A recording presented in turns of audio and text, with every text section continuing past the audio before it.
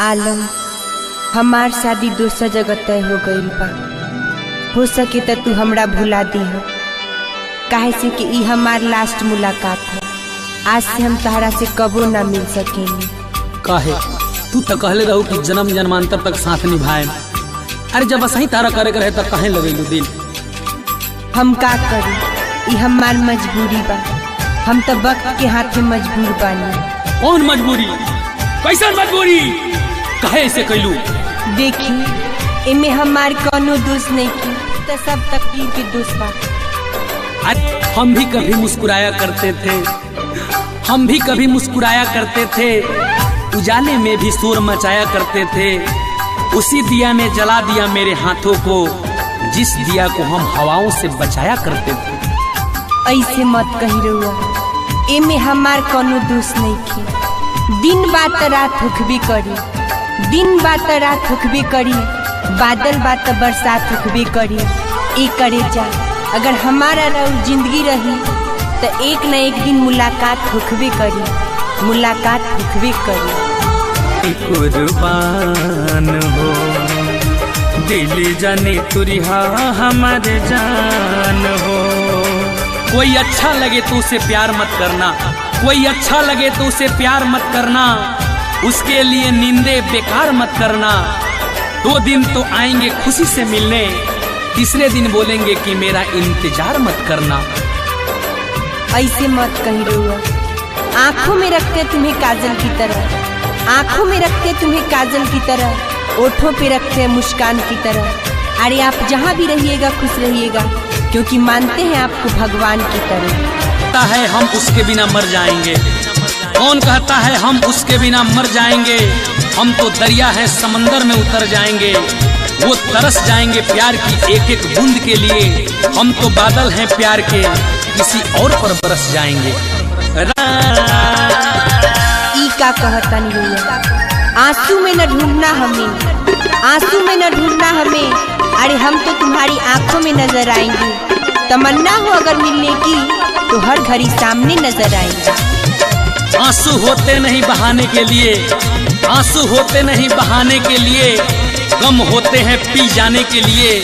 दोस्त कभी दिल से मत सोचना किसी को पाने के लिए, नहीं तो सारी जिंदगी बीत जाएगी उसको भुलाने के लिए। जिनकी यादों में हम दीवाने हो गए, जिनकी यादों में हम दीवाने हो गए, वही हमसे बेगाने हो गए। शायद उन्हें तलाश है किसी नए प्यार की, क्योंकि उनके नजरों में हम पुराने हो गए। तुम दिल हुआ करती थी मैं जान हुआ करता था, तुम दिल हुआ करती थी मैं जान हुआ करता था।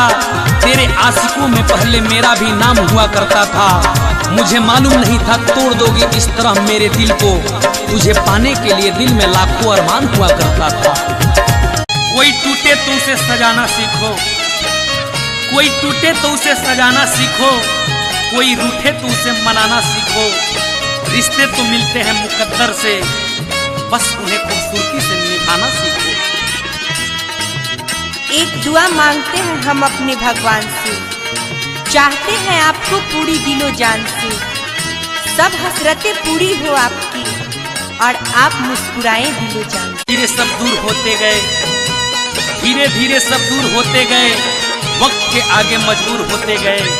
इश्क में हमने ऐसी चोट खाई कि हम बेवफा और सब बेकसूर होते गए।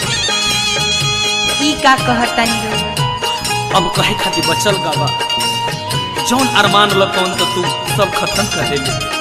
रुआ हमरा पर लांछना मत लगा, हम केहू दोसर के अमानत हो गई बा। आज के बाद दूसरा का अमानत हवे तो तोरा के पहले काटे, अगर बाद तोरा बाप भाई के काट दे। एक दिन बहारों के फूल मुरझा जाएंगे, अरे भूले भी तुम्हें जरूर याद आएंगे।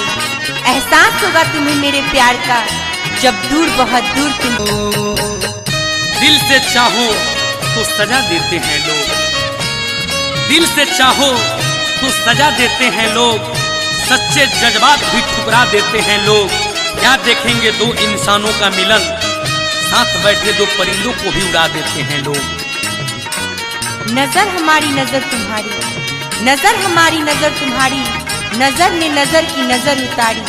अरे नजर ने देखा आपको ऐसे कि जाने किसकी नजर लग गई मोहब्बत को हमारी। जख्म कैलू।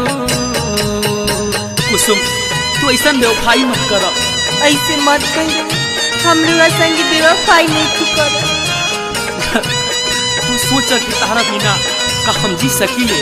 रुआ मरे के नाम हम रुआ मुँह से ही कुल सुनल नहीं की चाह। तो सुनल एक जहाँ तक कहा कि जौन भी तहार कैलू है तुम झूठ। ऐसे मत कर, हमें कहूँ वादा झूठ ना कइले रहनी। एगो उ दिन रहे कि तू बिना हमरा से मिलले जात ना रहे। आज वैसन दिन बा कि तू हमरा के देख के आवत नहीं को। हम का कर, ये तो हमरा ले काल हो गई। रुआ रोज रोज बेटाइन हमरा से मिले आ जाते हैं। हमार भैया देख ली, हमार शादी दूसरा जगह से